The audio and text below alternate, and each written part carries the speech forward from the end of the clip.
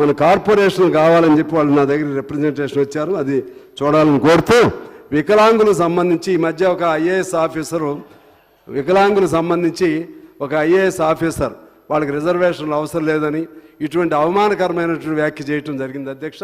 వాళ్ళందరూ కూడా నా దగ్గరికి వచ్చారు, అందులో కూడా ప్రొఫెసర్స్ వచ్చారు, వికలాంగుల ప్రొఫెసర్స్.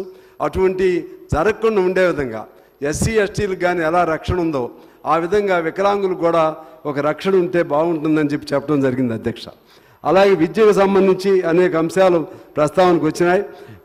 మీకు తెలుసు, ఇవాళ నువ్వు 10వ తరగతి చదివిన పిల్లవాడిని కదిలించినా అతని దగ్గరికి వెళ్ళి రాయమన్నా సరే తెలుగు కూడా తప్పులు లేకుండా రాసే పరిస్థితి లేదు.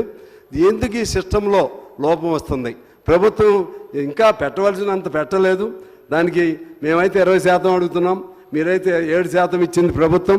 సరే, అయినా సరే ప్రైవేటు స్కూల్స్ కంటే అన్ని సౌకర్యాలు ఉన్న స్కూల్స్ లాగా ఉన్నాయి. కానీ ఎందుకు చదువు రావట్లేదు పిల్లలకి? అక్షరాలు కూడా ఎందుకు రాయలేకపోతున్నారు? అనేది ఆలోచన చేయాల్సిన అవసరం ఉంది. దాన్ని సరిదిద్దాలి. అదేవిధంగా కొన్ని దేశాల్లో ఉచిత విద్య ఇస్తున్నారు అధ్యక్ష. అందులో ఆ ఉచిత విద్య, అది ఈవెన్ అమెరికా లాంటి మోస్ట్ డెవలప్డ్ కంట్రీస్లో కూడా ఉచిత విద్య ఇస్తున్నారు. ఆ విధంగా విద్య, వైద్యం ఆ రెండు కూడా ఖచ్చితంగా ఉచితంగా ఇవ్వాలి.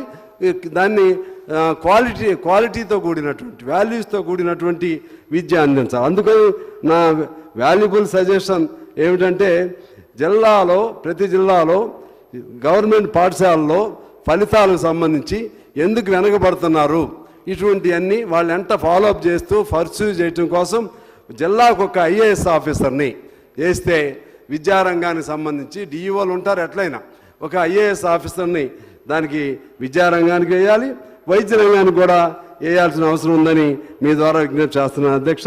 అదేవిధంగా వైద్యానికి సంబంధించి నిమ్స్, అలాగే గాంధీ, ఉస్మానియా, ఫేవర్, ఇటువంటి అనేక హాస్పిటల్స్, పెద్ద ఎస్టాబ్లిష్డ్ హాస్పిటల్స్ ఉన్నాయి. కానీ ఆ వైపు పోవట్లేదు పేషెంట్స్, కేవలం కార్పొరేట్ వైపు పోతున్నారు. అది ఏమిటో మనం అర్థం చేసుకుని వాళ్ళకి చాలామంది నిమ్స్ ఇటువంటి చోట